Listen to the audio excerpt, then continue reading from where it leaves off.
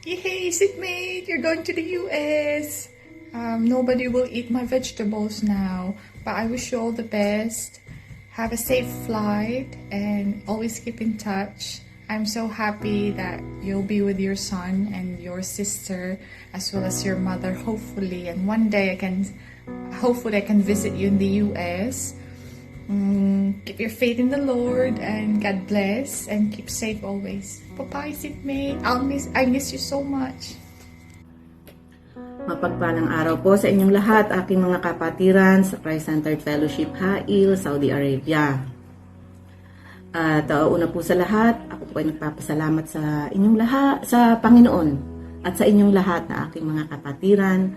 Unang-una na sa ating Pastora Rose, Pastora Joyce, mga elders at mga deacons ng ating simbahan. Pastora Rose message me kung pwede ako magbigay ng mensahe para kay Joy Ann. Dahil today pala will be her last day to be physically present sa Friday's Fellowship ng CCF. First, I want to thank God dahil ipinakilala niya sa ating lahat si Joy Ann Lagman. Before, akala ko she's a foreigner. Kaya nagulat me nung magkita kami sa isang sideline. Magkasama kami sa isang sideline. At doon ko nalaman na isa pala siyang Pilipina. And then, lagi ko na siya nakikita rin tuwing may fellowship dyan sa room ni Pastor Rose sa QB building ng King Khalid Hospital. Very palabati siya. And palagi naka-smile. At dahil magkatabi noon ang aming room ni Pastora Rose, kaya nagkikita kami sa hallway.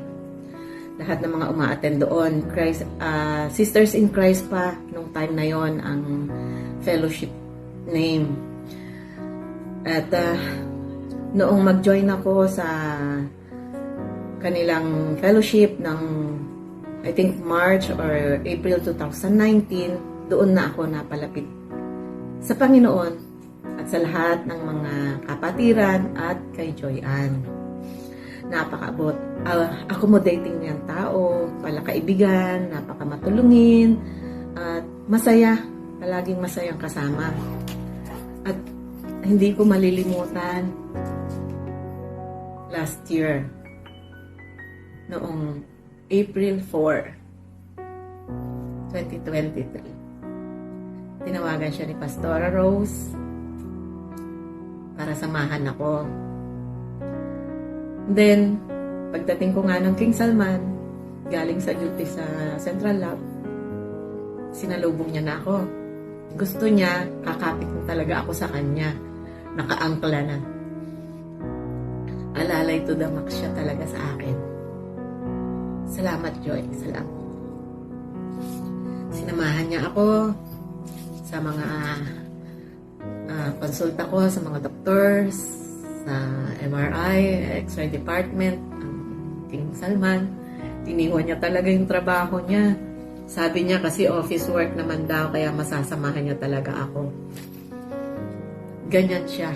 Napakabuting tao. Napakamatulungin. At sa housing, lagi rin niya akong kinakamusta. Napakabuti mo, Panginoon. Napakabuti mo, Joy Ann. I know God has more plans for you. Naiiyak tuloy ako. And I'm happy na unti-unti mo nang natutupad ang mga pangarap mo. Dalangin ko na saan ka man dadalhin ng ating Panginoon, magiging masaya ka at mas magiging blessing ka sa mas mga nakararami pa. At I miss you. I love you with the love of the Lord. And God bless you more. Sabi nga sa banal na aklat, sa Numbers 6:24 verse 20, chapter 6 verse 24 to 26. The Lord bless you and keep you. The Lord make His face shine upon you and be gracious to you. the Lord turn His face toward you and give you peace. Maraming salamat sa buhay mo, Joy Ann. And I thank God. I thank God dahil nakilala kita. At kayong lahat sa aking Christ-Centered Fellowship Church, maraming salamat sa inyong lahat. Sa lahat ng mga prayers ninyo para sa aming pamilya, sa aming mag-asawa. At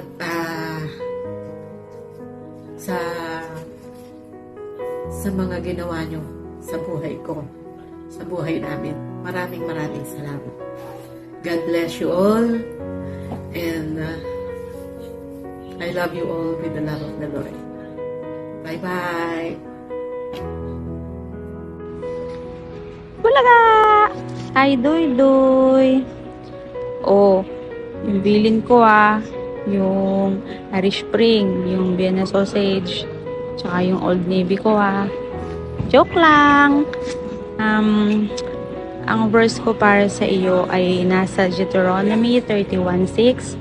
Be strong and courageous, do not fear, or be dread of them, for it is the Lord your God goes with you. He will not leave you or forsake you. Mag-iingat ka dun palagi. Wala na ako sa tabi mo para magluto para sa'yo. At saka gisingin ka para papasok ka na. Nawa, maging maayos ka doon. And I know, the Lord is with you always. Kasama ng kapatid mo doon. Mag-iingat kaya.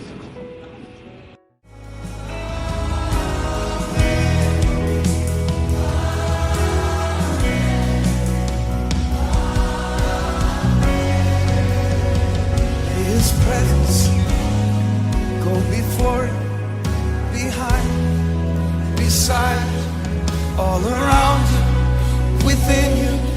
He is with you in the morning, in the evening, in your coming, in your going. You're rejoicing. He is for you. May the favor